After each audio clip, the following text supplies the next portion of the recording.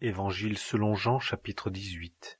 Premier paragraphe, versets 1 à 11. Ayant dit ces choses, Jésus s'en alla avec ses disciples au-delà du torrent du Cédron, où était un jardin, dans lequel il entra, lui et ses disciples.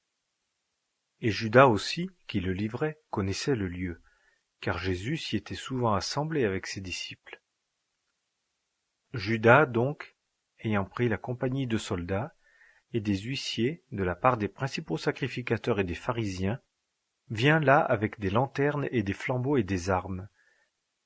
Jésus donc, sachant toutes les choses qui devaient lui arriver, s'avança et leur dit : « Qui cherchez-vous ? » Ils lui répondirent : « Jésus le Nazaréen. » Jésus leur dit : « C'est moi. » Et Judas aussi qui le livrait était là avec eux. Quand donc il leur dit : « C'est moi », ils reculèrent et tombèrent par terre.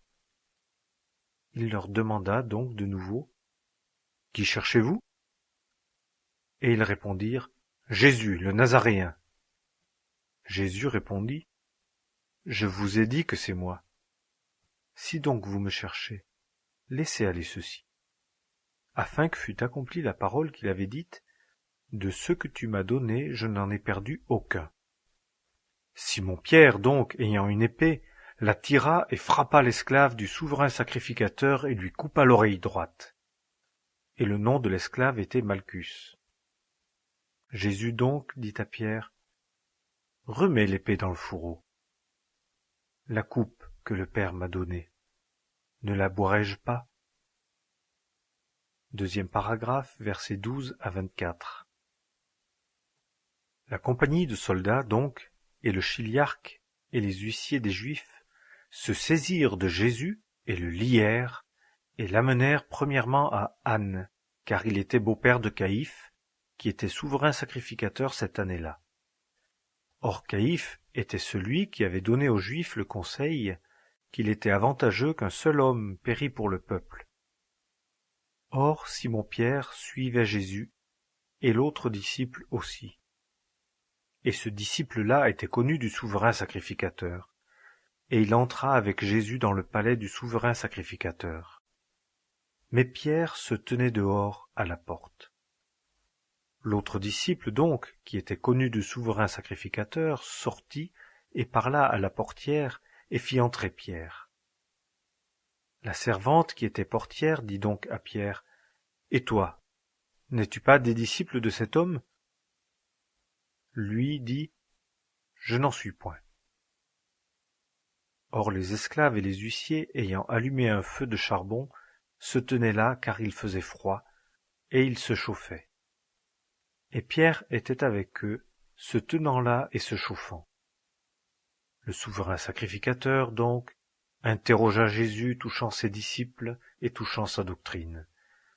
Jésus lui répondit : « Moi, j'ai ouvertement parlé au monde.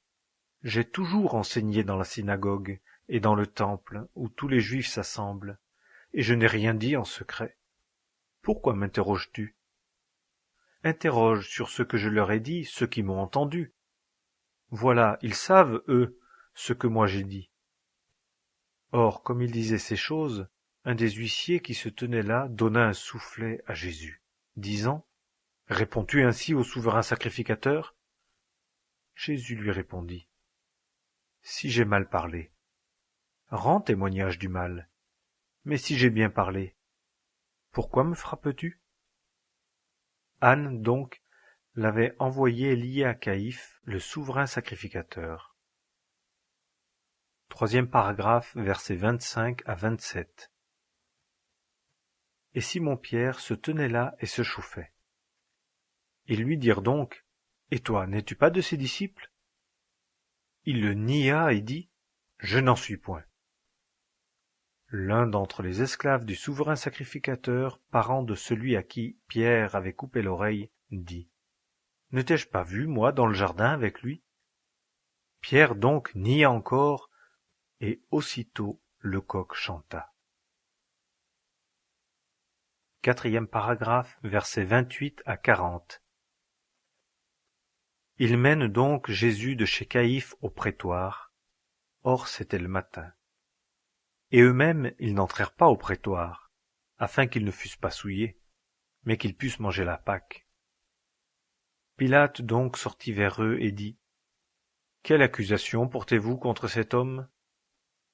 Ils répondirent et lui dirent: « Si cet homme n'était pas un malfaiteur, nous ne te l'eussions pas livré. » Pilate donc leur dit: « Prenez-le, vous, et jugez-le selon votre loi. » Les Juifs donc lui dirent: « Il ne nous est pas permis de faire mourir personne, afin que fût accomplie la parole que Jésus avait dite, indiquant de quelle mort il devait mourir. » Pilate donc entra encore dans le prétoire, et appela Jésus et lui dit: « Toi, tu es le roi des Juifs ?»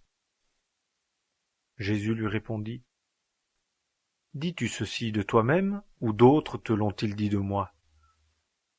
Pilate répondit: « Suis-je juif, moi? Ta nation et les principaux sacrificateurs t'ont livré à moi.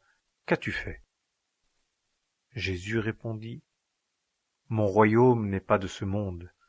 Si mon royaume était de ce monde, mes serviteurs auraient combattu, afin que je ne fusse pas livré aux Juifs. Mais maintenant mon royaume n'est pas d'ici. » Pilate donc lui dit: « Tu es donc roi? » Jésus répondit: « Tu le dis, que moi je suis roi. Moi je suis né pour ceci, et c'est pour ceci que je suis venu dans le monde, afin de rendre témoignage à la vérité.